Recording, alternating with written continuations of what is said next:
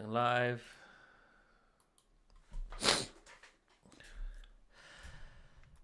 Hello, everyone. Hopefully, you can hear us and see us. We'll be beginning in just a moment. Oh, I should put Do Not Disturb on. Also, quit Slack. Bye, Slack. I should also kill Creative Cloud.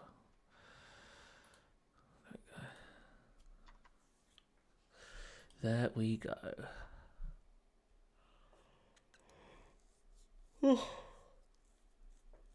Happy Friday indeed. Right. Are you ready to go, Dan? Yep, just 2 seconds. Just lowering this. Make sure my Wi-Fi is connected. It is not. Net. Notes. All right. I am now recording. I am now recording. Oh. I just realized because I have broadcast on, I can't do the clap. Yeah, so I'll just say clap. All right. Okay. 3, 2, 1, clap. Welcome to the Windows Central Podcast, episode 320 for July 21st, 2023. Hey everyone, Dana Rubino here, joined with Zach Bowden for another exciting episode of the Windows Central Podcast this week. Well, I'll talk about briefly why there won't be a podcast next week, which is kind of interesting, and some just speculation there, what's going to be happening, kind of fun stuff, as well as the TLDR is I'm traveling, and I'll just talk about which laptops I was considering on bringing, which one I think I've decided on, because this is always my biggest challenge in life. Actually, it's really not, but... Zach will give us an update on the latest on Windows 11 and new insider builds. Plus, he has some scoops on Surface Laptop Studio 2. That is the latest info about it. Now, this isn't official, but we'll talk about what we are expecting and some other news there.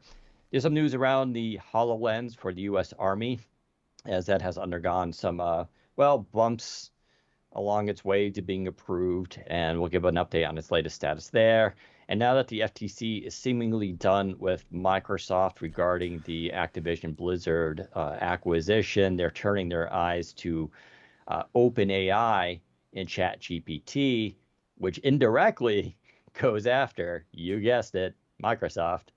And then we'll talk also about the Intel nukes, or NUCs, were canceled by Intel, and then they got saved.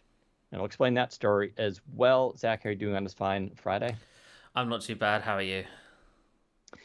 Yeah, it's been busy. So lots going on in terms of me for planning and stuff. But I guess I can't complain. It is late July going into August, so the has been slower news, that's been good. But that said, there's still actually a lot going on in the world. So.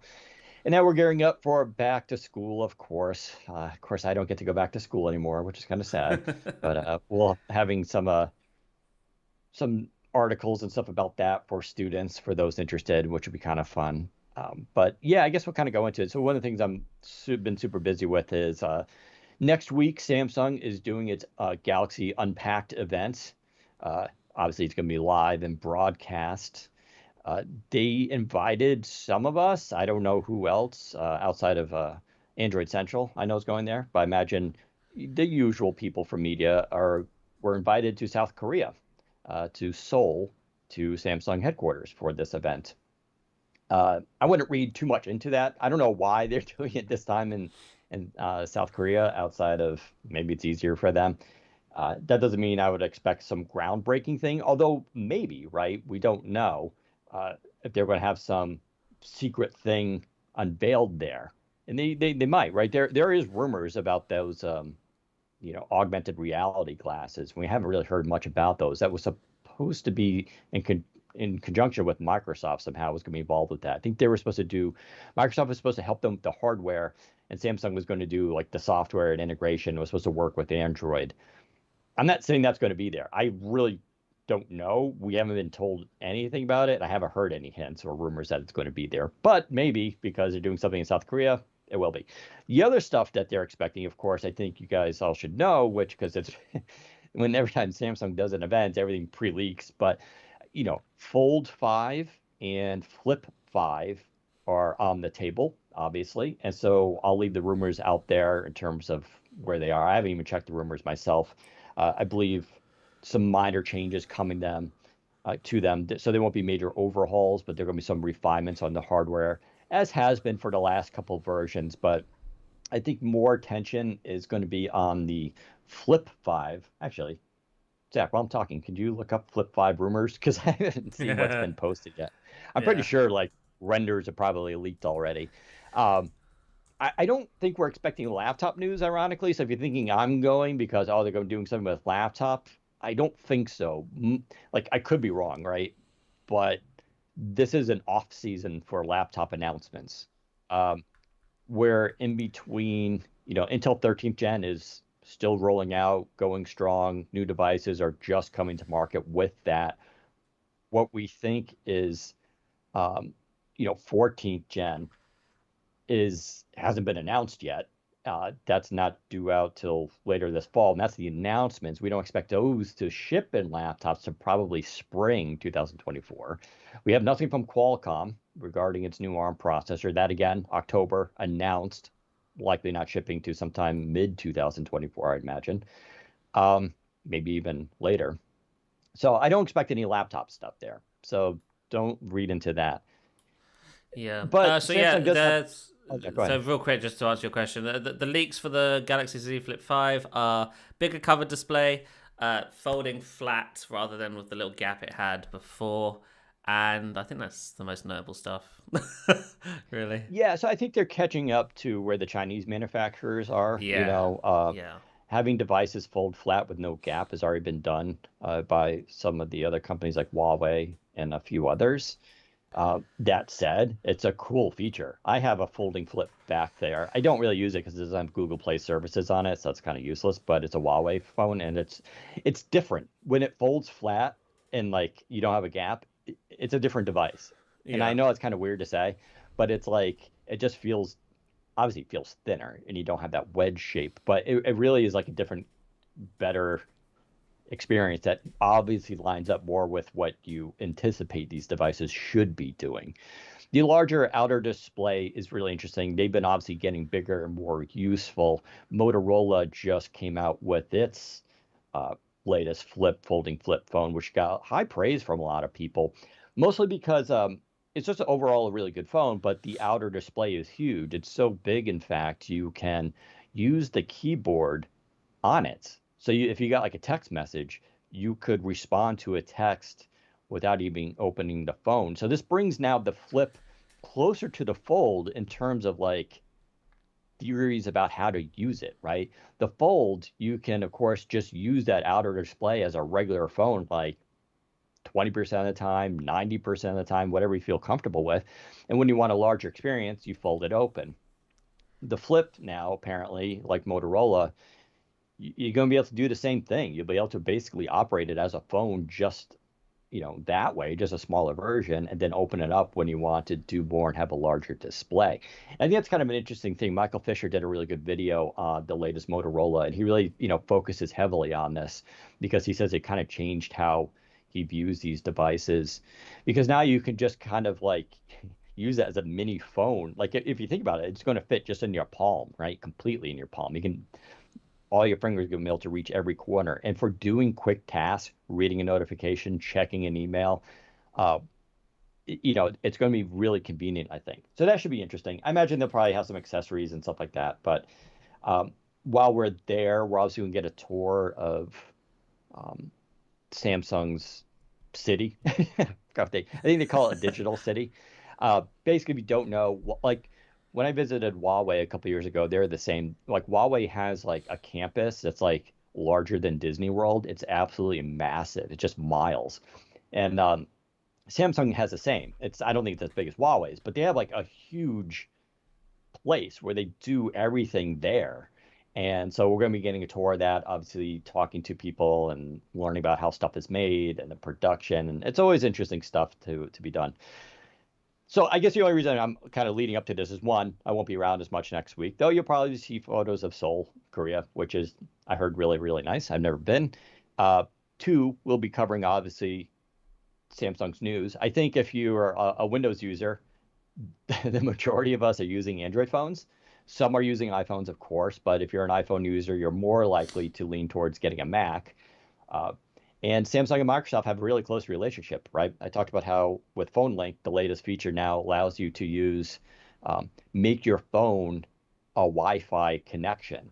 In other words, when you click your Wi-Fi in the computer on your Windows 11 thing, it shows your Samsung Galaxy phone as an option, and you can just click it, and it then does the hotspot for you, so you don't need to take your phone out of your pocket. Now that doesn't solve. I still prefer native 5G on a laptop if I can have it, but obviously many people don't need that all the time. And for those people who just want to occasionally use, oh, I need to get online right now kind of thing, that's a really cool feature to have that's only available on Samsung phones. So there may be, I don't know, are they going to maybe announce other phone leak exclusive features for Samsung? Possibly. I don't know. But it's going to be kind of fun to follow. The other issue I have is, of course, some of you may remember this. Every time I travel, it's always a big existential crisis for me on which laptop I should bring because there are so many good ones.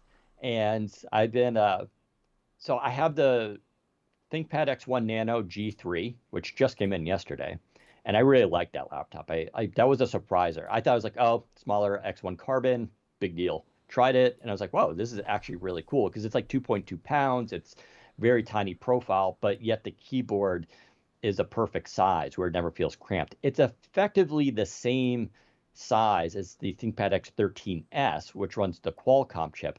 Technically different though. The X13X actually has a cooler design in my opinion, but they're basically the same size and the same theory behind them. The difference, of course, is the Nano runs latest 13th gen Core i7 P series, although you can get it with a U series too. So it's a pretty powerful processor in there, and they updated some specs. It also has a 2K display. So that's the difference between it's 2K and touch versus the X13S, which is full HD, non-touch. So you're getting that slightly better display. So that's one candidate. This one doesn't have 5G. I think you can get it with 5G. Then you have, of course, the X13S that does have 5G, and I really like that one. I used that at CES this year. There's, of course, Surface Pro 9 Qualcomm on ARM. Also, I can do 5G on that one, so I like that. And then there's the HP. They dropped Elite, I guess. It's now called HP Dragonfly G4. So I reviewed the G3 last year. I have the G4 in now. They just pretty much upgraded the 13th gen processor, and now it can handle two webcams at the same time, which sounds weird. The idea behind this is you can have the main camera on, plug in a secondary camera, and then you can use that camera live during your video conference, and you can use that camera however you want. You want to show a document, and then it can auto scale the document and crop it for you so it's flat, the keystone effect. So it can keystone your documents for you. You can just use it to show something off, whatever. But you can, whatever you're doing with Teams or Skype, you can then split your screen down the middle. You could put the secondary camera up in the corner or switch those around. It's really kind of a neat feature that only HP is doing. So that Dragonfly does have G5 too in it. So if you're curious, I'm going to be writing an article about this, hopefully, on my 13 and a half hour flight out there. But the gist of it, the winner is going to be the Dragonfly. It still is. It's still my favorite travel laptop. I still like the Wow. Yoga 9i. My best friend just bought that too, and he's like, dude, this laptop is insane. I'm like, yeah, it's a really, really good laptop. For travel, though, I love the 3:2 aspect ratio. It's still absurdly light. It's a slightly larger display than the Nano. The Nano still also has the thing that Zach and I hate, the touch point, track point system, the red nub. Hate it. One reason I hate it, I do feel it sometimes when I'm typing, and it bothers me. But two, it makes the touchpad unnecessarily smaller because it has to have those the physical buttons at the top for the track point users. Whereas the Dragonfly has a monstrous touchpad, and it's a really good one. It's not even haptic, but it's one of their best mechanical touchpads ever used. I'll also say, and I got to update the review to the G4. What I've been really interested, I thought the 13th gen wouldn't be big of a deal. It is obviously faster, but on battery life, it really is better. I used the Windows battery report. If you don't know how to do this, we have a tutorial. Windows battery report is actually really cool because it generates a report on your system usage on your real, like, real world usage of your laptop and battery. In other words, like and it goes from charge to discharge. So if you're discharged to 20% or 3%, then you plug it back in and it charges back up. It measures that time. And say you're rolling down to 20% and you plug it back in, it estimates the rest of that to give you a thing. And then it lists that by days. So the number of days you use it, it'll show you the times you got. And then at the bottom, it gives you an average, which is really kind of cool. So it's a really good test for, real world battery usage versus what we also use are the synthetic benchmarks, which, and in real world usage, I'm getting exactly 8 hours and 1 minute out of it, which for me running a 13th gen Core i7 processor, I'm really happy with, right? So that's good enough for me. So, but I'll have more on that probably when I'm traveling, in case anyone's interested. But yeah, the Dragonfly G4. It's not a cheap laptop. It's probably the one they're most expensive, but it is a cross between their premium consumer stuff and their premium enterprise laptops. And it's one of the most comfortable. The keys are great, audio is good. It's been working wonderful. I did sign up for UBG. They handle eSIMs if you ever travel. And so I was able to get 3 gigs of data for 30 days for $9. And so then I added the eSIM to the device. So I have my regular SIM in there now. And then as soon as I land, I can just switch to the eSIM, connect to Korea's 5G network, and I should be good to go. I find that just really invaluable when I'm traveling because I've said it before, airport Wi-Fi can be terrible, both in terms of connectivity, both in terms of security. You don't know what you're getting.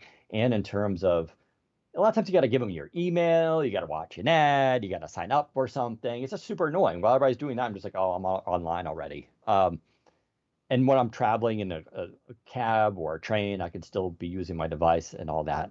So I find it really useful for what I do. But that'll be the laptop I still recommend if you're a business traveler and you just want to be connected all the time. Zach, you don't travel much, but what would you take if you had to pick a Windows laptop right now? Zach, are you still there? I was muted. I said, "Oh, I don't know." I see. I'm not as reliant on 5G as you are, so 5G is not much of a requirement for me. For me, it would just simply be a factor of whether how thin and light it is. I still think the Dell XPS series, the 13 plus, the plus model. Mm-hmm. I think that would be a great contender for as a travel laptop. I mean, it might be a bit too overkill with the P series chip for travel. So maybe the normal XPS 30, which I think is U series still, right, or whatever the Ultrabook. That's actually a good point. I would actually, and this was the other one I was considering, is not the XPS 13 Plus, but the Dell Latitude 9440, which is just out, and I have that too. So that's effectively an XPS 13 Plus convertible, and it's just and it has, I think, a little bit more refined design. It doesn't have the controversial LED keys, for instance. It still has a zero lattice keyboard, but it's really good audio, and it has a haptic touchpad. My only reason I'm not taking that one is it's pretty heavy comparatively. I believe it's 3.35 pounds or something like that, because they use all metal. So it's a very durable, if you like a metal laptop, that one's there. But like my Dragonfly is almost like a pound lighter. Right, yeah. And so it's like, I'm with you, right? Because this I will be taking. I take it like literally everywhere. When we're going into like doing tours and stuff like that, I usually carry it around with me because if we get a break or something, I can still just hop back on the internet. So being light is super important. I've always been a fan of the Surface Go, so I'd probably take the Surface Go. I used to love taking that around conferences and stuff. It's just so nice, nimble, light, tiny. It was great. Yeah, I mean, you can't get smaller than that, right? No. I mean, that's still a full functional laptop, and you can get that with 5G. So that's a good mention as well. The reason I don't take that, I probably could, and get away with it. It's just sometimes I want a little extra power if I'm going to do photo editing. Sometimes I don't even do that, but it's like one of those just in case. But yeah, the 5G version of that would be kind of a cool thing to take around. And yeah, that you can literally carry in a simple. Actually, I also got a Scotty vest. Have you ever heard of these guys? Scotty vest. They've been around for like ever. Like I remember like 20 years ago, I heard about them. They make clothing for men and women, jackets, vests, shirts, and all this that have they're made for gadget people.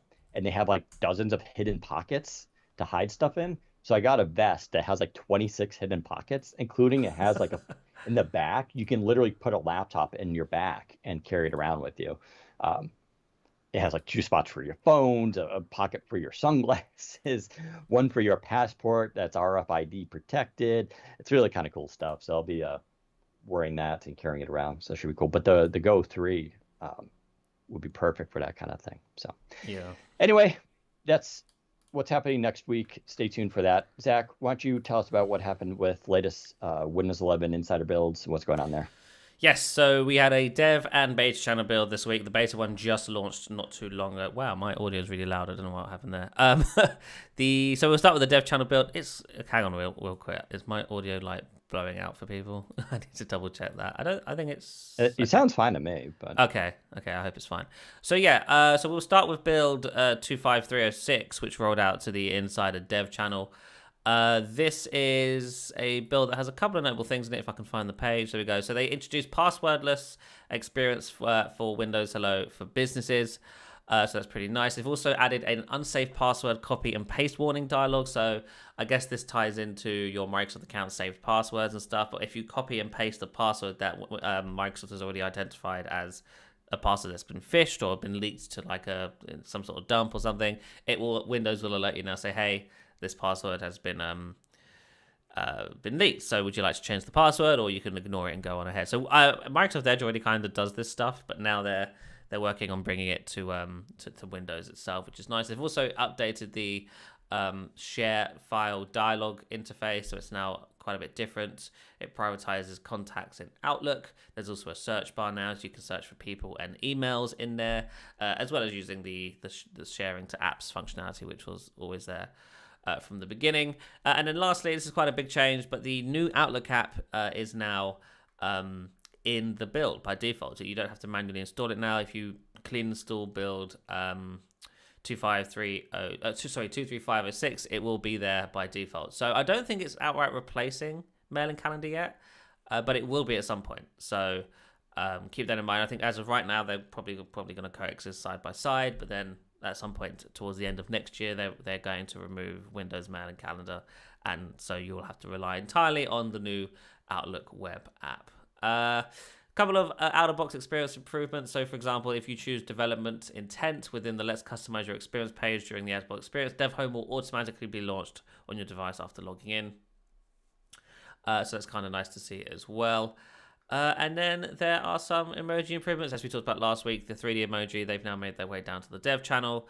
The task view feature will now give you a little prompt for the name of the desktop you've switched to when you switch to it, which is kind of cool. And those are the most notable changes, I think, for the dev channel.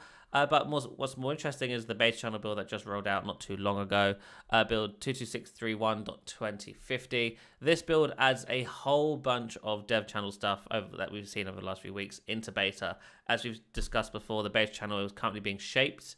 And what I mean by that is the upcoming release, 23H2, is in the works. And so what the base channel is doing is sort of shaping that release for delivery in September or October. And so this week's build has a whole bunch in additional stuff in it, such as the modernized File Explorer for Home, address bar, and details pane. That's in and I believe enabled by default now. So that's confirms that yes, the new File Explorer stuff will be shipping as part of 23 H2. The dynamic lighting stuff is now here in the base channel as well. So if you have a Razer keyboard or some sort of third-party RGB mouse, keyboard, or monitor or something, Windows should be able to customize it directly from the Windows settings app now, and that is in the base channel, which is pretty cool. Improvements to Windows Ink, so you can now ink directly into text fields without having to pull up the dedicated inking input panel. You can now just do it into the boxes and it should work, which is kind of cool. Improvements to the volume mixer is also here in beta channel now. Improvements to Windows Spotlight, they've made the UI new and stuff, and looks really nice. And yeah, all the other stuff that I mentioned for the dev channel, such as the phishing passwords pop-up, is here in the base channel as well now, as the updated file sharing dialog UI. new emoji, the task view thing. It's all here, basically. So the base channel was significantly caught up to the dev channel now, and that's to be expected. We're in sort of late July now. This 23H2 needs to sort of, I think, be finalized by mid-August, late August at the most, I think, for rollout in, I would guess, late September or early October. So yeah, we're starting to see this all come together. And it's looking pretty cool. I am currently in the dev channel. In fact, I have the base channel. I have the update ready to go now. It's waiting. It's pending restart, so hopefully it doesn't force me to restart during this podcast. But yeah, this is this next update is shaping up to be quite a big one, and it's really cool to see. Nice. Have you tried the 3D emojis yet? I've not tried them, no. Yeah. I haven't tried them either.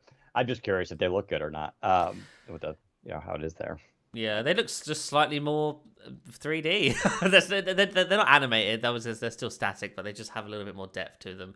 I don't think it's a massive change, unless you're like an emoji super fan. I don't think you're really going to notice this. I personally couldn't care less, but I know there's a few people out there who really do care about how their emojis look, and so yeah, hopefully these ones are to most people's taste, because I know previous Microsoft emojis have not been to everyone's liking. It is a divisive, weird topic, but it is, yeah. Well, hopefully we'll get more stuff soon on that. Pretty cool. Yeah, it's kind of nice to have, I'm still getting used to even on the latest shipping builds of Windows, where the new feature where you get a text message in through phone link, and it gives you the 2FA code and allows really you nice. just to copy directly. I got so habitual to just like dismissing that, that like now like I see it and I hit dismiss and my brain's like, no, wait, you wanted to copy it. But that's probably one of the most useful features that have come out, I think, which again goes to show you that it's the little things that kind of make using a PC more fun and interesting these days. Well, anyways, that's cool. I guess we'll move on to Surface Laptop Studio 2. Not a lot new here necessarily that we haven't talked about previously on the podcast, but if you would just want to kind of go through, we did post an article this week with what you know so far. So why don't you give an update there? So yeah, Surface Laptop Studio 2 is in the works, and I'm relatively confident that this will be one of the devices we see ship this fall. I know we were saying earlier in the year that it was supposed to ship in the spring, but the layoffs and all the other weird stuff that's happened this year around the economy and whatnot kind of made Microsoft step back a bit, and so they sort of scrapped all plans to ship anything in the first half of 2023. And so now they're slowly building up towards a fall event. I don't know if it would be an event or a press release, but there's new Surface devices planned to ship in September, October, November timeframe, which is as is usually the case for Surface every year. And one of the devices that I'm fairly confident will be a part of that lineup is Surface Laptop Studio 2, codenamed Ursa, which is kind of interesting for those of you who like to follow code names. This device will ship with an Intel 13th generation chip, paired with up to 64 gigabytes of RAM, which is a first for the Surface line, and up to an NVIDIA RTX 4060. I believe there will also be the option for Iris Xe on the lower end, and maybe even 4050 in the sort of mid-tier models. To my knowledge, they're dropping the Core i5 variants. For those who don't know, the Surface Laptop Studio 1 had a starting price of $1,600 to my knowledge, but that came with an Intel Core i5.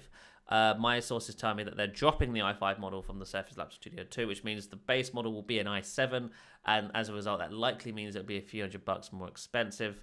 I don't know why they've done that, but they have. The chip, I'm told, will be in there. I think there's two models of the i7. There's a 13700H and a 13800H. Not sure what the difference is. I'm guessing maybe cores or clock speed. I don't know.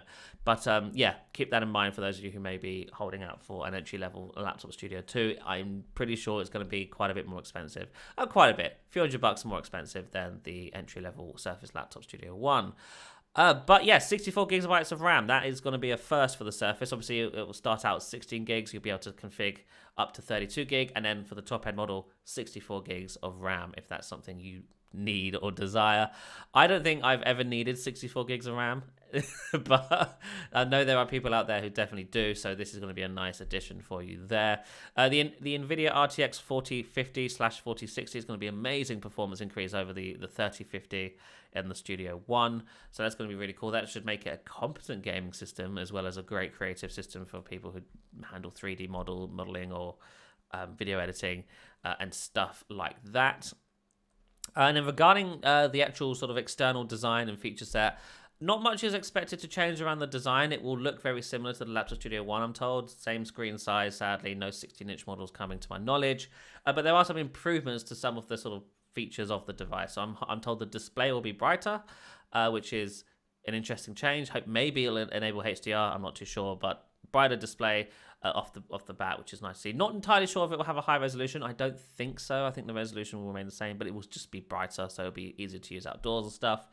The haptic touchpad is being updated, so it will have more levels of feedback and control. So right now, I think the Laptop Studio 1 has, I think, 3 or 4 different levels of control. So you can have it like off, then a slight bump or slight feedback, a moderate amount of feedback, quite strong, and then the strongest. I'm guessing the Laptop Studio 2 will have more levels of that, and you may even feel it in other areas of the OS as well, although I guess that might have to be more of a Windows thing than the Laptop Studio itself. But that'd be really cool, for example, if you're moving windows around and you snap an app side by side, as you're doing that gesture, we're using the touchpad, maybe it could vibrate to let you know that that's happening. I don't know if that's going to be a thing, but more levels of haptic feedback, I'm told, will be here on Laptop Studio 2. And then an expanded selection of ports. I'm still trying to nail down what additional ports I'm expecting to see, but in addition to the Thunderbolt 4 USB-C ports that we have on the Laptop Studio 1, USB-A I'm pretty sure will be added, and the other one, and whatever else is being added is currently a mystery, but I'm trying to figure it out, and I'll let you know once I figure out what the last port is going to be. But USB-A I think is pretty likely, so that's cool to see. And then last thing I've currently heard is I'm hearing it will have an NPU, which is interesting for an Intel device, so perhaps not unexpected. Microsoft has been sort of hinting that more devices will have NPUs that aren't ARM things. Laptop Studio 2, I'm told, will have an NPU, so it supports things like Windows Studio Effects and whatever other AI features Microsoft is planning for Windows going forward. Dan, what are your thoughts on what we know so far about this laptop? So the ports is really interesting because that's kind of the biggest complaint. For those who don't recall, the Laptop Studio only had 2 ports, 2 Type-Cs. Right. Thunderbolt 4, so winner there. And then you had the Surface Connect port. But yeah, a complaint was, now they're not being weird necessarily. Like a lot of modern laptops, like Dell has kind of gone all in on just Type-C, right? The XPS 15, 13, and I think even the 17 are just Type-C ports. They do give you an adapter in the box, but obviously some people still like having a Type-A, especially for thumb drives and things, older technology. So it is kind of a big complaint. So them adding that, I actually think it's going to be a big deal. And then I don't know what other port they would add. I wouldn't expect a full HDMI. No. But yeah, I know they could do a mini HDMI. I don't know. It might be, that was kind of weird. I don't know what else they're going to put there. Yeah, that would be also really welcome for that target audience, which is, photo editing, media editing people who do video and photos. Having an SD card slot, I think, would be really welcomed. The touchpad is going to be interesting. That's probably going to be relying a lot on Sensel's technology, company we've covered a lot here on the podcast. I still want to see them, because Sensel's been doing like a lot of advanced stuff with their designs and really improving it. One thing I want to see that their touchpads are capable of, but requires Windows programming, is stuff that Huawei has done on its laptops a couple of years ago. They have their own haptic touchpad. So for instance, if you scroll your finger on the right side of the touchpad, like on the touchpad itself, and scroll up and down, holding it adjusts the volume. And then if you scroll on the bottom, back and forth, they can do like a side scroll or something like that.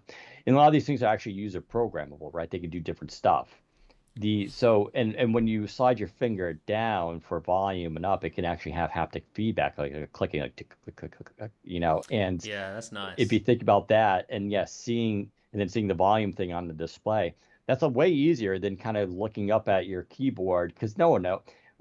Few people memorize where those function keys are. You have to go with the little icon, tap, tap, tap, tap. Half the time I'm muting. No, I don't want to mute. No, I want to, So just having that right there in a touchpad saves you from reaching across, and it's much easier. But you could also change that to, say, display brightness. You could also do that with zoom, right? So if you're going into Photoshop, that now just becomes a one finger zoom in and zoom out, which is really kind of convenient. In fact, not only can that be programmable across the system, they could make that so that you choose apps to do certain things with, right? So that, yeah, when you're in Photoshop, it only does zoom in, zoom out. While you're in, like, say, the movie player, it'll do either display brightness or your volume. That requires obviously a lot more programming. I think you'll see that and kind of have seen that a little bit from third parties, like basically OEMs can make this and sit on top of the system. I'm surprised and happy Microsoft has already gone this far with haptics, like that they got in, because I wrote that article. It's like, they really need to start adopting this technology. And sure enough, they put it in a laptop studio right away. I was actually kind of impressed by that. But I want to see them take it to the next level, because if they do that, and especially build it into Windows, you'll see more OEMs then adopt that technology. Technically, haptic touchpads are slightly more expensive still than mechanical, though that difference is closing quickly. And so you offer that feature to people. Not even Macs do that, right? Like, for as good as the trackpad is on the Macs, they haven't been updated literally since 2015, both in hardware and software. They just do the same thing as it always has. But Windows could really take the lead here in making, because now that technology exists, that haptic touchpad is so sensitive. It can do so many different gestures. Yeah. So I really want to see them do something like that. The display brighter, always better. Displays have significantly, gone up 500 to 600 nits. Samsung can take its AMOLED much higher for certain situations. This isn't an AMOLED display though, so there are limits on IPS, how bright it can go. You're right about the HDR. Hopefully they do and improve the overall technology behind the display. So yeah, like things like HDR and maybe 10-bit color. I still want anti-reflective. I'm not sure if we'll expect that here. If it does, home run for me. Hopefully they keep getting my memo. I send every single week to Panos. Have you done? I have a cease and desist now. Yeah, and what was the other thing? Oh, the processor. Yeah, the processor's interesting. Some people pointed out that by the time this comes out, October, November, 13th gen, it'll be mid-cycle for 13th gen. That's not ideal, but then again, we knew this was supposed to kind of come out in spring, but because of laptops aren't selling a lot right now. So you couple the fact that laptops still aren't selling a ton, and they're releasing this with the processor mid-cycle. I'm not sure it's as a big a deal as people think it may be. I get it, like if it deters you because you're like a real power user. We really don't know anything about the 14th gen yet. I mean, we do. It's going to go to a chiplet design. It's supposed to be more power efficient, so that's going to be really nice, and that's a little bit unfortunate. But then we want to get a Surface Laptop Studio till like possibly summer 2024. That's a long time from the original. When was Surface Laptop Studio announced? Was that 2020? 21. I think it was, right? 2021. Yeah. So that would be a really long cycle to put off. But then again, the jump from 13th gen, from 11th gen to 13th is so significant.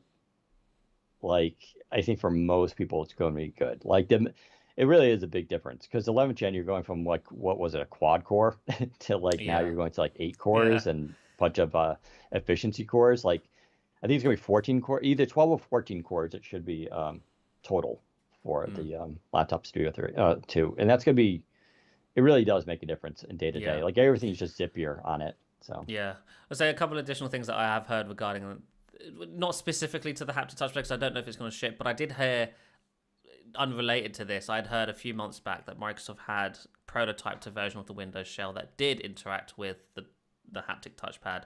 So, some of the examples I just mentioned there, if I were to grab a window and dock it to the right to snap it using Windows Snap, the touchpad would be able to provide feedback that I'd hit the edge of the screen, for example. Small things like that is stuff that they've prototyped internally. Again, I don't know if any of it will ship, but it's certainly something they've looked into, and I'd love to see it, because I think, as Dan mentioned, the technology around these Stencil touchpads is great, and it can really enhance the user experience of Windows as well. So that's pretty cool. A couple of questions in the chat here. Someone's asking, no i9 for Laptop Studio. To my knowledge, no, I don't think so. No one's told me there's an i9 They don't do model. i9s. Yeah, they don't do i9s.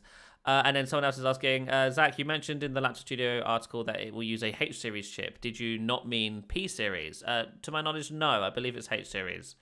The Laptop Studio 1 is H series. It's 11370H. So, and also the Geekbench results that we saw from earlier this year were H series chips as well. And so I'm pretty sure that's what we're going to see on the Laptop Studio 2.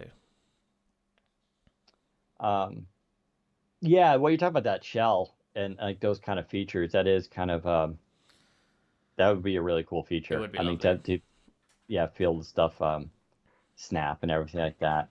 I feel like we would have had to have seen it in the insider builds by now, though. Even if it was hidden, I feel like somebody would have noticed that they're making changes to the shell to provide feedback for haptic touchpads. But I don't think we've seen that. And if anyone's listening who sort of does digging through insider builds, look around for that. Look around for haptic feedback responses in the Windows shell, because I think we might see that stuff at some point. I don't know if it'll be this year or in the future, but that's something Microsoft has certainly looked into. So there you are. That's everything we know about Laptop Studio 2. As I mentioned, I am expecting there to be, maybe a few Surface devices this fall. We've talked about this a bit before. Earlier in the late spring, I was saying, we're probably going to get Laptop 6 and a Go 4. It's looking less likely that those things are going to show up. When I can talk about it, I will. But yeah, so far, Laptop Studio 2, I'm very confident on. And I think Laptop Go 3 is a sure bet. Everything else still up in the air. But once I have a more solid report to give you, I promise you I will. So there we are. Next story, Army HoloLens news and update. I believe you covered this, or you saw. Can you give us? We won't spend too long on this. So the HoloLens, as we all know, is currently basically an Army project. To my knowledge, there's no current projects that focuses on a consumer version of HoloLens. Microsoft the HoloLens team, at least, is all focused on this IVAS headset. So. A report from Engadget and Bloomberg says that Microsoft is planning to issue 20 prototypes to the Army as soon as August to see if their new model is better than the old one. If you don't recall, earlier in the year, there was a report from, I'm guessing it was Bloomberg, could have been somebody else. Apologies if I miscredited there. There was a report that saying the IVAS headset that Microsoft had built was causing motion sickness and other issues for people who were using it in the army. And so Microsoft sort of went back to the drawing board.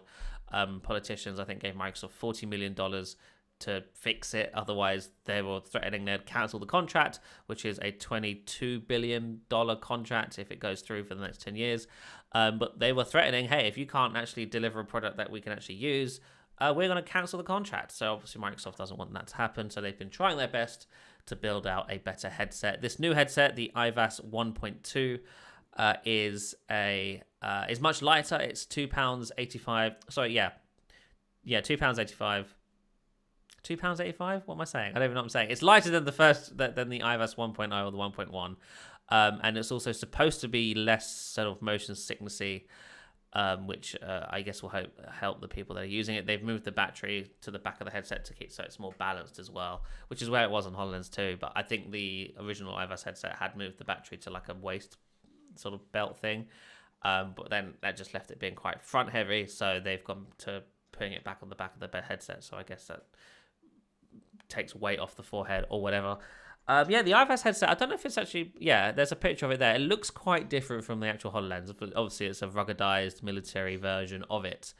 But I'm wondering how they're improving things like nausea, because I'm assuming that's down to, one, possibly field of view, which I'm guessing must be bigger on these newer headsets, and two, response time. The thing with HoloLens 1, and I'm pretty sure it's there with HoloLens 2 as well. I don't have one around to check. But response time to things is usually like a second. It's not a second, but it's certainly not instant. It's not like 120, 144 hertz response. You can feel things being sort of following along. And I'm guessing that was causing nausea. So I'm wondering if maybe they've upped the refresh rate. I don't know how you describe it for holograms, but... Yeah, that's quite interesting. So they're still trying to build this thing out. And to my knowledge, that there are still no plans for a consumer model. This is an entirely commercial endeavor now or governmental endeavor now for Microsoft, which is a shame. But maybe it will result in a consumer version at some point, but I'm not holding my breath. As Dan sort of mentioned at the top of the show, Samsung was rumored to be working on a consumer AR VR thing, and Microsoft is supposed to have helped supply some tech towards that. I'm guessing maybe some of their HoloLens expertise has been applied to that headset. I don't know, but yeah, I don't think we're going to see a HoloLens 3 from Microsoft anytime soon. Yeah, well, my thoughts on that kind of stuff. So, I mean, it's nice that they have the Army contract. It brings in money, helps fund things. But, we've discussed this topic endlessly that, this technology still is not right for consumers. It'll, we'll see what happens with Apple. Apple may, jumpstart to market, which is fine. Like, I think, again, a lot of people are kind of worried that, Apple may dominate it a little bit. That's partially kind of true, maybe.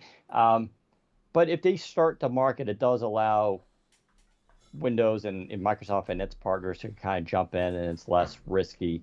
Not to mention, just because it's an Apple device, don't forget, Apple's done a lot in this space and technology, but their market share of, say, the PC market is still, it's growing slightly, but it's still like under 15%. And so the PC world and other worlds may want an alternative. The market isn't necessarily dominated by, one single product, nor should we want it to be, right? Because you want competition for pricing, you want competition for features, and design and all this kind of stuff. So I'm not necessarily even against Apple's taking the big step here, and they really are taking a big risk putting this out there first. I still don't know the consumer angle for this for, Microsoft, where it would come in. We talked about this, how having heads-up display while doing stuff would be cool, but that's not even really that hard to do today. That was done a couple of years ago by the company North, which then Google bought. I think that would be neat, but again, like, that's also useful mostly for people who are in a city, and probably a city you're unfamiliar with, right? If I don't live in a city, I live in suburbs, so I'm not going to be walking around, take my dog out for a walk with these smart glasses on. I mean, I guess maybe because I can read notifications without taking my phone out. I guess that's cool. But part of the reason why I go for a walk with my dog is to kind of get away from everything. I don't need it for mapping. I don't need it to tell me where like cool stuff is in my town. I'm not gonna wear. Would you wear food shopping and it like highlights deals for you? Like, I guess that's like a world that could happen, and maybe that's kind of interesting. But even Apple is not promising that kind of stuff, right? So I don't know. Microsoft has the tech, which is cool. They're hopefully still innovating around it, building it out. But I still think this kind of future is still a couple years off. As we've seen even with Meta, right? Yeah. Meta, aka was Facebook, changed the whole company name to Meta, and poured billions of dollars into this. Metaverse was the next big thing in 2021 and 22. It's all people could talk about besides Bitcoin and NTFs.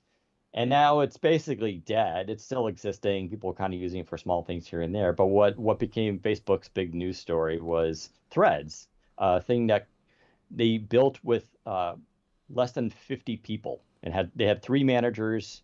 I think it was three managers and like 50 engineers building it out. That's all it took, and it took them 5 months to make that. Like, it goes to show you how sometimes it's the obvious things that are a bigger deal than these big risks. But I don't know. We'll see. Hopefully the U.S. Army likes it, but yeah, it could be problematic for some of those things. Moving on, FTC turning its sights on OpenAI. So as we know, the FTC's been haranguing Microsoft over its acquisition plans for Activision Blizzard. There have been some updates there, including the FTC is looking to pause any further litigation, and basically they could do a settlement of this. Two things could happen, right? The FTC could and Microsoft could make a settlement of some sort, or I think FTC kind of has their back up against the wall here. They could just quietly drop the whole case, because I really don't think they're in a position to demand a settlement. Settlement implies that the only thing they could do to demand a settlement is be like, we're going to be a thorn in your butt. We're just going to drag this thing out and cause you problems, which is kind of a really lousy way to get a settlement. So they may just drop the whole thing. The same thing's going on with the UK right now. Everything's on pause. Another settlement is supposed to going to happen there. But now the FTC is kind of turning its attention to OpenAI. specifically ChatGPT, focusing around consumer privacy and consumer protection law, basically data. Are they keeping it safe? Is stuff leaking? And then there's also this idea of reputation. We know there's a study that came out recently showing that ChatGPT, I think 4, although got faster, the more people use it, surprisingly, some of the answers are getting dumber. I haven't really delved too much deeper into this, but it's supposed to be potentially an issue with GPT-4 that's going to help drive whatever GPT 4.5 or 5 is going to fix. But the idea here is that like sometimes it's giving wrong information, and that could be like damaging to people's reputations if it's factually incorrect, right? So the FTC is just probing this. They sent a 20-page letter to OpenAI with these concerns, and so in a way, this is probably a good thing. There are obviously data concerns around this. OpenAI's already faces, I believe, in Germany and some European countries where it's an issue. Where they're getting the data from, do they have permission to scrape that data, all that kind of stuff. Elon Musk at Twitter got really pissed about this, saying, oh, they're scraping Twitter data, which, okay. So we'll see where this goes. I think this actually does have a little bit more teeth to it than the Activision Blizzard thing, which I just don't think it did. I think consumer protection laws is one of those areas where they do have a leg up for the FTC because there's a lot of formality and legalese and rules you need to follow for this stuff, and I think it's really easy to trip people up on it if you really wanted to, right? It's like the IRS and taxes, right? People might not report, like say if you sold something on eBay for $15, you're technically supposed to report that to the IRS, but I'm guessing most people probably don't. The IRS, if they wanted to, though, could then if they wanted to, they could audit you right over that. But they don't. But that's the problem with these kind of laws, right? They can kind of really trip you up. So this obviously affects Microsoft indirectly, since Microsoft's technology, Bing Chat obviously relies a lot on ChatGPT. And so it could affect them indirectly in the sense I don't necessarily know they would be liable, but they could be found liable for some of this if they're using it too. That'll be an interesting angle that some could pursue. But it could also, change the rollout and plans of where they want to integrate this stuff. So it's going to be kind of interesting to see what happens. I think this will go probably for everyone. I bet Google will go through this as well too. There is a general consensus that even Microsoft is kind of behind that there should be some regulation on AI in general for these concerns. So I don't think Microsoft is necessarily even against a lot of this stuff. They have gone, they have their AI safety program, and they've gone on record about privacy and all this kind of stuff. And that's kind of their drum that they keep beating. So I don't think they're even going to be necessarily against this. I think they do want to make sure that they earn people's trust. I mean, don't forget, the big news came out of, we didn't even talk about that. Yeah, you should put that on the list, but maybe, I guess. But the Inspire happened this week, right? So there's some news announcements around that. No, not really. Well, but one of the things is they're going to be rolling out a enterprise version of Bing Chat, right? That's like $30 a month or something. Yeah. So that's important because enterprise even has even more strict data concerns than just regular consumer markets because of the proprietary information there. So go on. Do you want to say something? Yeah, I was going to say they did announce pricing for Microsoft 365 Copilot, which will be $30 a month per user, apparently, and that's very expensive. The theory here is I think Microsoft is hoping businesses will offset the cost for everybody, because they can't charge $30 a month for end users.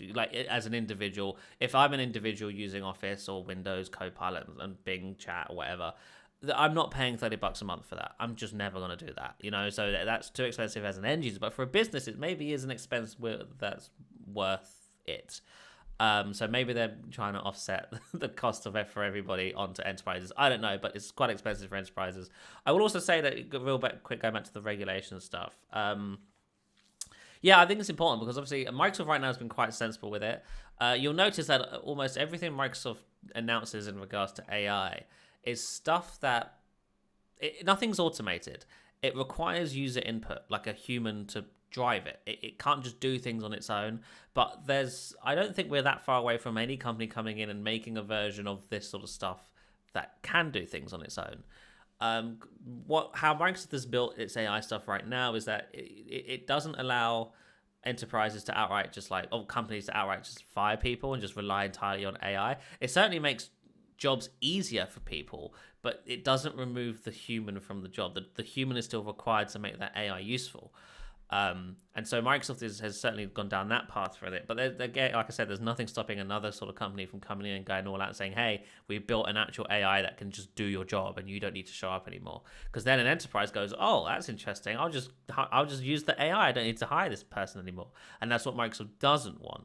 So yeah, regulations I think are important because we need regulation there to stop companies from just building AI that can replace humans, because that's what we don't want. That's the bad outcome from AI. The good outcome is it makes everybody's jobs easier, but everyone still has a job. So that's the sort of future that I'm hoping we sort of get with regulation. But I guess we'll see what happens.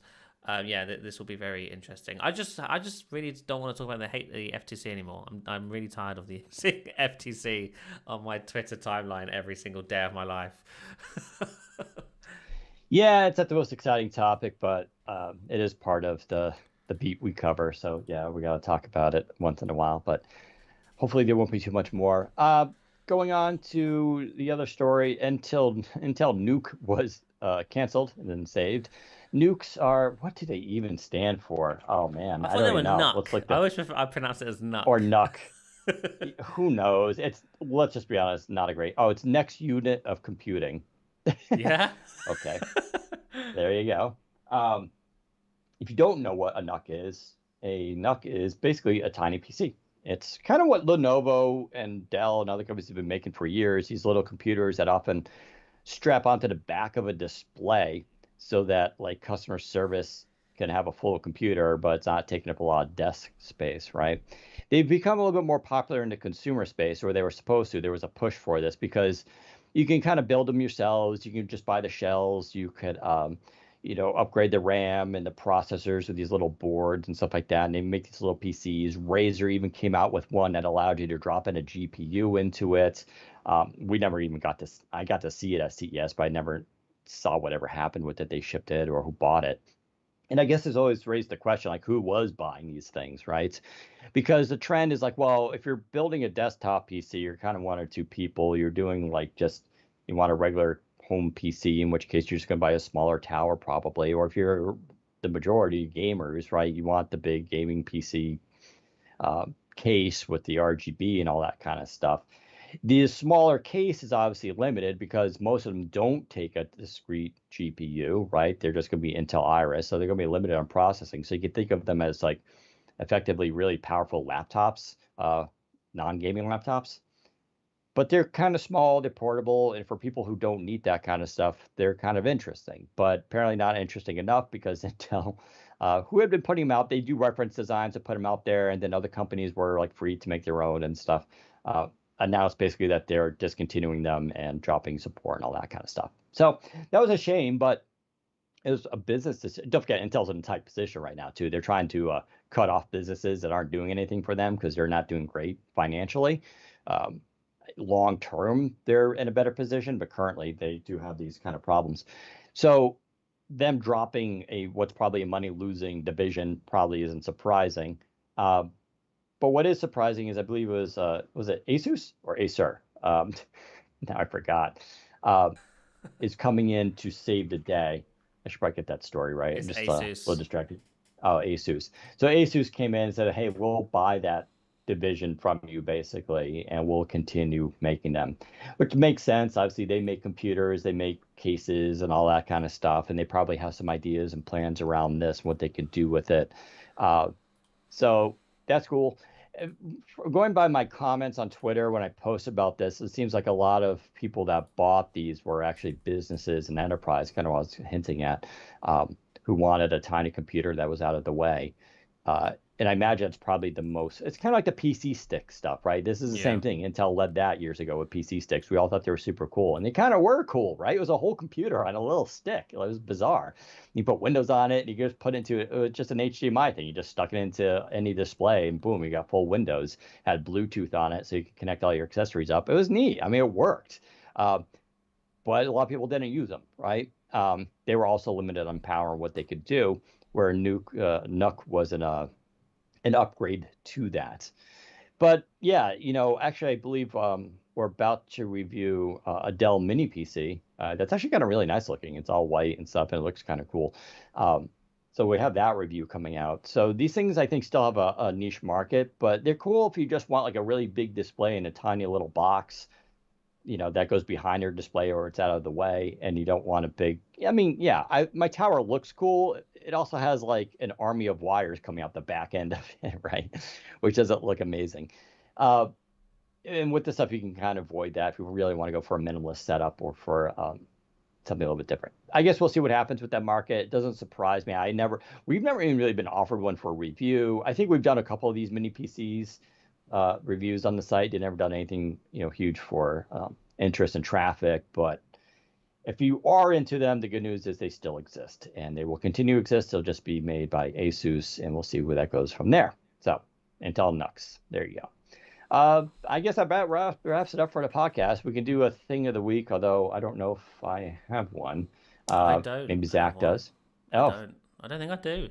That's really sad. Oh no, I did. It was last week's. See, the problem with TV shows is that every week, like, it gets better, so you want to recommend it again. But I'll say it again: Hijack on MTV Plus, very good, getting better. Highly recommend it. Starring Idris Elba, and it's about a plane that gets hijacked, and it's really cool. Oh yeah, I'll have to try and check that out. I guess my thing of the week was a spoiler that I gave at the beginning, which was Scott Evest. I think if you listen to this podcast, you'd probably be into their stuff. So you can go check them out. They're actually they're running a sale right now through the 26th. They should sponsor our podcast, but they don't. Maybe they should ask us. But they make everything. Let's see. I'm just looking. They make vests, which is what I got. Jackets, hoodies, shirts, pants, dresses, underwear, and accessories. Let's see what their underwear is like. I think does it really have pockets in it or something? Actually, they do have a travel boxer brief. Yeah, it has 2 pockets. Huh. Okay. Keep your passport really close. I suppose. Oh yeah, you can keep your credit card with you. And your phone. I don't know. It's cool tech though. What's neat though is that they have like all these pockets, but if you look at it, you wouldn't know. They're all literally hidden. It's bizarre. The vest just looks like a straight up vest it looks like a vest with no pockets, which is what's funny. Yet it has like 26 of them. So they're not cheap. The vest is $184, but they're good quality, and I believe I don't know if they're made in the U.S. or whatever, but they've been around for like over 20 years. I remember when this stuff came out, and I never bought one.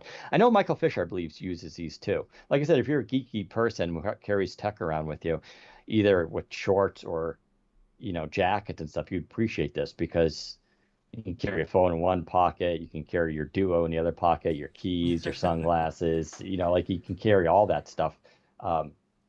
And not look like a total dork, and not having to wear cargo shorts.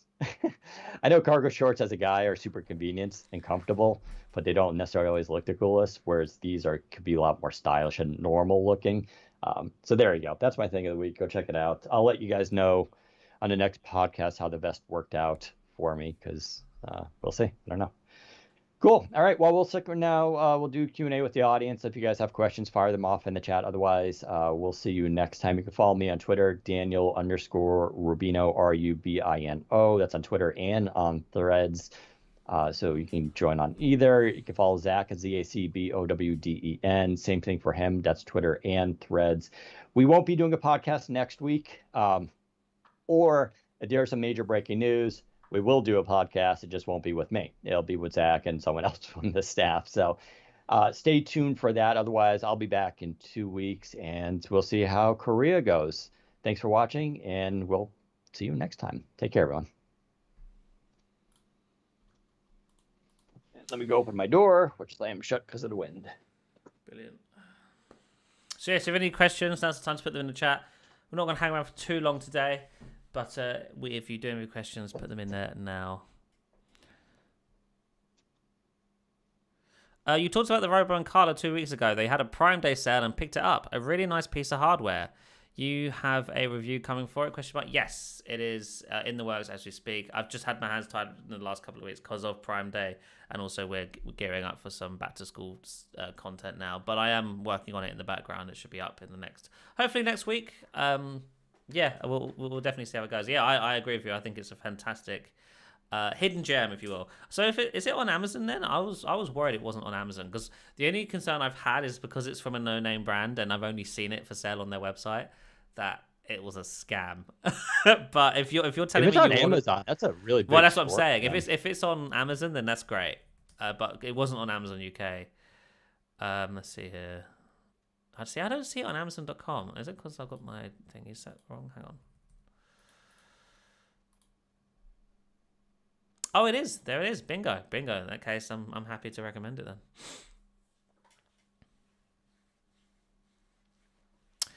Yeah.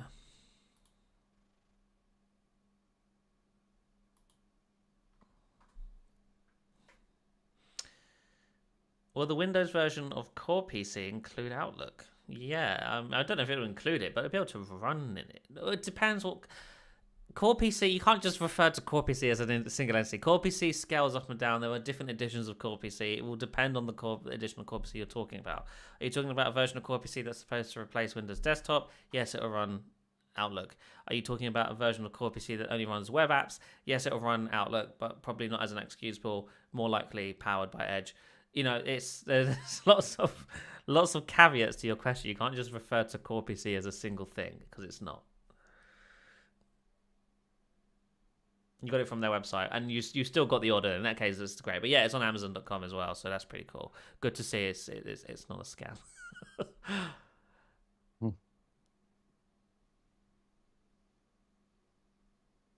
I want to take that Pro 10 question. Will there be no Surface Pro 10 announcement this year? If not, will it be in the spring or fall 2024? To my knowledge, yeah, we're not expecting a new Surface Pro this fall. Still don't quote me on that because I'm still trying to figure out what the lineup's going to be. It's really hard this year for some reason because of conflicting info from people. I'm trying to figure out what is the lineup's going to be. I should possibly know the answer soon, hopefully by mid-August. So yeah, but to my knowledge, no, I don't think we're going to see a new Surface Pro this year. Regarding when it will be, I would guess spring 2024, though if we're expecting a major version of Windows at the end of next year, Microsoft may want to time it for then. So we'll have to wait and see. Well, the next Surface laptop go have a backlit keyboard, not to my knowledge. I think it will still be without backlights.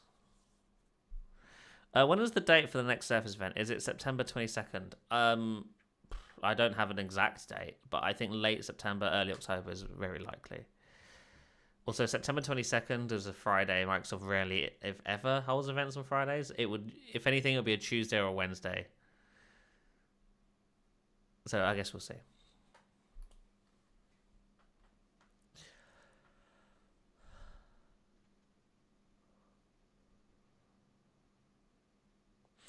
But Zach, you said Surface Pro 10 11-inch is this year. Even wrote an article on Windows Central about it. I did not say explicitly that it would be this year. I said Microsoft is working on a Surface Pro with an 11-inch screen, to my knowledge, because I remember explicitly being vague about that. Let me double check that. Windows Central 11-inch Surface Pro. Here we go. Let's see. Yeah, there's a specific if you read that article, the title of it is Microsoft is working on an ARM-powered Surface Go 4 and new 11-inch Surface Pro. To my knowledge, I do not mention Surface Pro 10 even once. Let me see. Yeah, no, I don't mention Surface Pro 10, and there's a reason for that, and it's because I wasn't sure if it would be Surface Pro 10 or Surface Pro 11. All I say is regarding timing for the new Surface Go and Surface Pro, things are in flux. But my sources say it's unlikely you'll see them ship before this fall, and then in brackets, even then, things still might get pushed back further. So there you go. Yeah, I was never explicit it would be coming this year, and for good reason, because I wasn't sure. And so, yeah, we're not expecting a Surface Pro 11-inch or 13-inch this fall. Please read my stuff carefully. I word them specifically for a reason.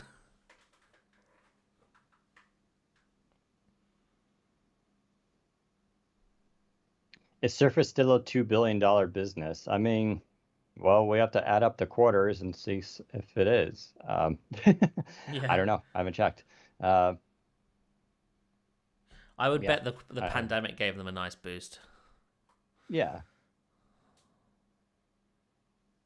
And do we expect Don't forget Surface Go?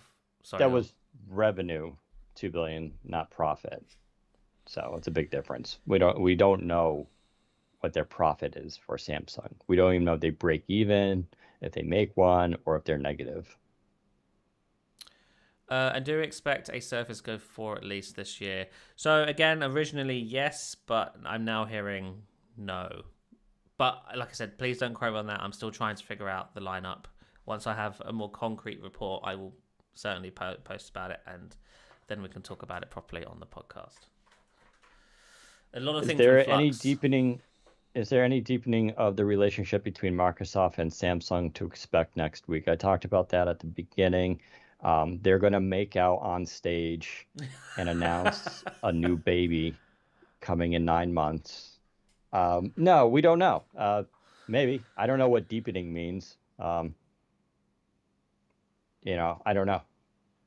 I said maybe with Phone Link, they may get an extra feature with the Galaxy phones, as that has been kind of a thing. Maybe there'll be something there with the new ones.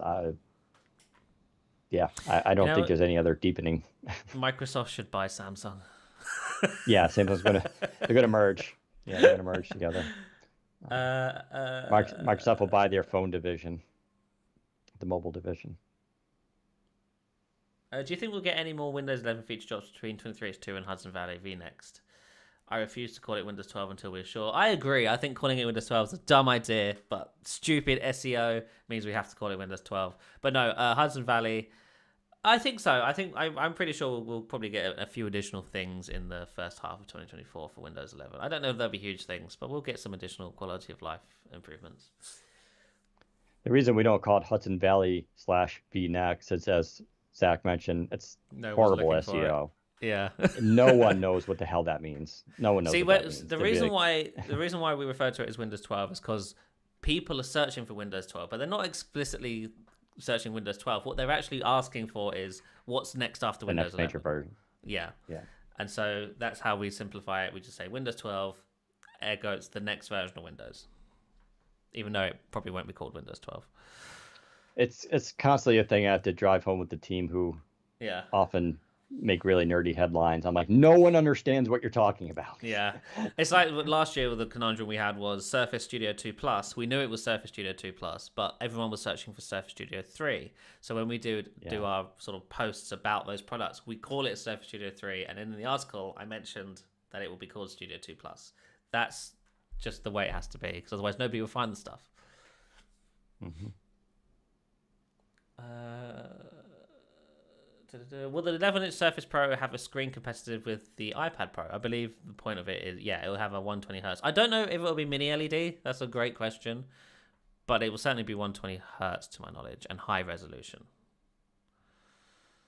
Zach, you really mentioned doing a review of the Robo and Carlo 2-in-1 laptop. Did you get a version to review? Yes, I have one to review. As I just mentioned, I am working on it. Hands have been quite tired the last couple of weeks, but I'm hoping to have it done by the end of next week, so it should be up relatively soon. Zach, do you know everybody in London? Zach, do you know everybody in Microsoft London, and do they know you personally? I don't know. I don't think I know anybody in Microsoft London. I know. No, it's a lie.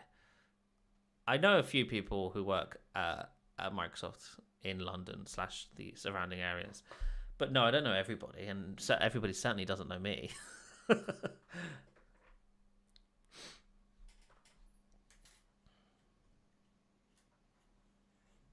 All right, final call for questions, and if there are none left, I'm going to head off because I am hungry and need dinner.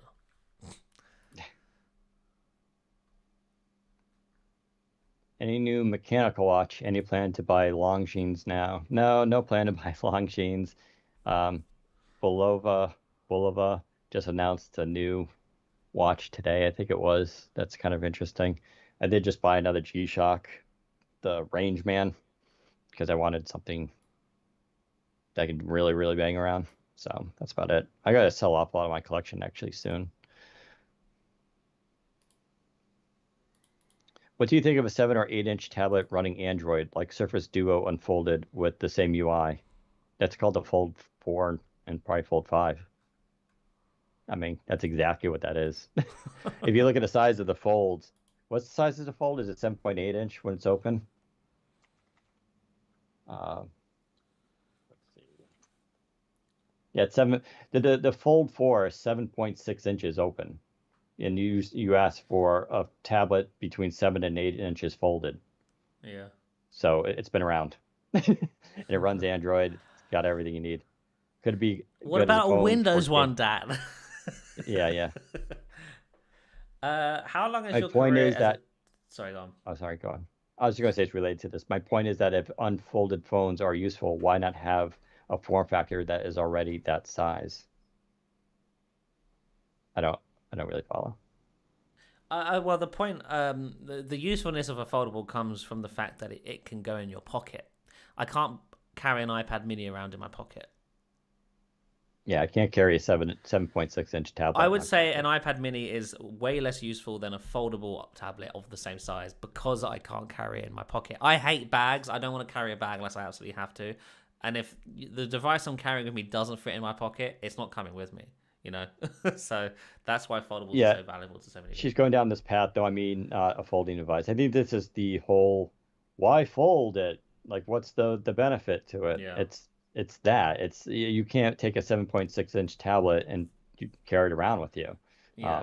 Whereas with the fold you can. As far as the flip just becomes it's more of a consumer device. For one, you can like especially with the new version, if it has that larger display, for a lot of people, that's just going to be easier to hold in their hands because these phones have got really big. They're almost all two-handed now. You Yeah. know, they made fun of us years ago for having phablets. Now every phone is just a phablet, but they're all two-handed. With a flip phone folded in half with a large outer display, you can literally palm the thing, just use your thumb to do everything, which is kind of cool for a lot of people. Two, it does do other things. For instance, now you can prop it at a 90-degree angle and it makes a really good tripod for your camera. You can also do things where when you do fold at the 90-degree angle, it splits the screen in half, showing one app on top and one app on the bottom, so you get better multitasking. Or you can do a keyboard or do something else. That's kind of like, and that already does that, right, with the Samsung thing. So there are some benefits to having a folding design. You could, for instance, if you have a slab phone and you want to watch a video on it, how are you going to do it? You're going to turn the video on and then you're going to hold it in your hands for as long as that video is. You're just going to hold it, staring at it. Uh, or you're a nerd and you have a kickstand on the back of your phone because you watch a lot of videos. With a fold device, you could just fold it and put it down and watch a video on it, which is good. Or you could be on a phone call, like a video call, at the sink, doing the dishes, put the phone down, and still have the video camera facing you, still seeing the person. There's a lot of benefits to these form factors besides the fact it folds in half. Like, what's the benefit? Still the same size. It's not the same size. And yeah, especially for women, last I checked, women have very small jeans. I'm always amazed at my girlfriend's jeans. I feel like they're a child would wear them. But like, putting a phone in that thing is difficult, especially because, as I just mentioned, all these phones are so huge these days. But if it folds in half, yeah, it actually does. You're gonna have a little bit of a bulge, in terms of height, or the width rather. But even that's getting pretty thin. But Yeah. it won't stick out of your pocket and won't fall out of your pocket. It's kind of the point behind it. So there's a lot of benefits to these designs. I really, I always found it weird the pushback on foldables. I don't know. You see this a lot from Apple users, right? Of Of course, course. but Apple's going to absolutely do a foldable iPhone, absolutely. So, Mm. and then you'll all see the genius of it. Yeah. All right. Last question. How long has your career as a tech journalist been, Zach and Dan? Uh, well, I started writing for free back in 2011. Before the first get, when would it have been? 2012, 2013 was probably the first time I got paid for it. So 10 years, I guess, for me. Yeah, for me, it was 2007, 2008 when I started getting paid for it. Other than that, I was just doing stuff in forums for free. Yeah. Didn't become a full-time job to 2012, I think it was, because I just had other careers and stuff going on. Yeah, so long time. Okay, with that, we are going to head off. Thank you, everybody, for tuning in. We'll be back in 2 weeks' time. Follow us on Twitter. We keep you updated when we go live. But until then, we will see you next time. Bye-bye.